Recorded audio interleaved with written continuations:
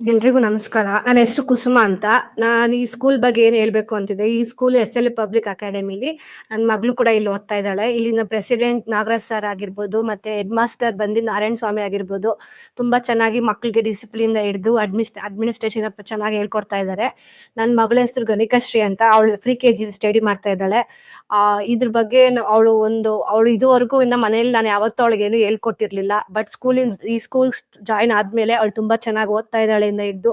ಅವಳು ಪ್ರತಿಯೊಂದು ಇಂಗ್ಲಿಷ್ ಮಾತಿಂದ ಹಿಡಿದು ತುಂಬಾ ಚೆನ್ನಾಗಿ ಕಲ್ತಿದ್ದಾಳೆ.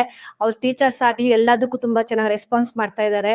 ಅವ್ರು ಏನಾನ ಡೌಟ್ಸ್ ಕೇಳಲಿ ಅಥವಾ ಚಿಕ್ಕ ಮಕ್ಳು ತುಂಬಾ ಪರ್ಸನಲ್ ಆಗಿ ಕೇರ್ ತಗೊಂಡು ಅವ್ರ ಬಗ್ಗೆ ಹೇಳ್ತಾ ಇದ್ದಾರೆ.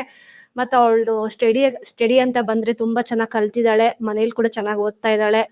ಇನ್ನ ಚಿಕ್ಕ ಮಗು ಆಗಿರೋದ್ರಿಂದ ಅವ್ರಿಗೆ ಈ ವಯಸ್ಸಲ್ಲಿ ಅವಳಿಗೆ ಯಾವ ತರ ಎಜುಕೇಶನ್ ಕೊಡ್ಬೇಕು, ಇನ್ನು ಅದಕ್ಕಿಂತ ಚೆನ್ನಾಗಿ ಹೇಳ್ಕೊಟ್ಟಿದ್ದಾರೆ ಅಂತ ನಾನು ಹೇಳ್ತೀನಿ.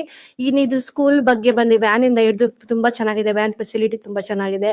ಆಮೇಲೆ teachers, staffs, head master, president ಆಗ್ಲಿ ಎಲ್ಲ ತುಂಬಾ ಚೆನ್ನಾಗಿ ನಮ್ಗೆ ಅಡ್ಮಿನಿಸ್ಟ್ರೇಟ್ ತುಂಬಾ ಚೆನ್ನಾಗಿ ಕೊಡ್ತಾ ಇದ್ದಾರೆ. ನಾವು ಈ ಸ್ಕೂಲ್ ಬಗ್ಗೆ ಮತ್ತೆ ನೀವು ಜಾಯಿನ್ ಮಾಡಿದ್ರು ಕೂಡ ಇಲ್ಲಿ ಫೆಸಿಲಿಟೀಸ್ ಅಂತ ಬಂದ್ರೆ ಕಂಪ್ಯೂಟರ್ ಇಂದ ಹಿಡಿದು ಒಂದು ಸ್ವಿಮ್ಮಿಂಗ್ ಪೂಲು, ಯೋಗ ಕ್ಲಾಸು ಎಲ್ಲ ತುಂಬಾ ಚೆನ್ನಾಗಿದೆ ಅಂತ ನಾನು ಹೇಳಕ್ ಇಷ್ಟಪಡ್ತೀನಿ.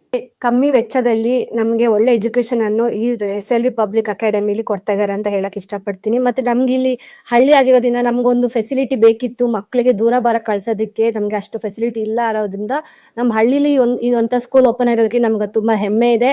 ಬಟ್ ಆಮೇಲೆ ನಮ್ಗೆ ಈ ಸ್ಕೂಲ್ ಸೇರ್ಸಕ್ಕೆ ತುಂಬಾ ಖುಷಿ ಇದೆ. ನನ್ನ ಮಗಳು ಚೆನ್ನಾಗಿ ಓದ್ತಾ ಇದ್ದಾಳೆ, ಅದು ತುಂಬಾ ಖುಷಿ. Thank you for management and administration and staffs.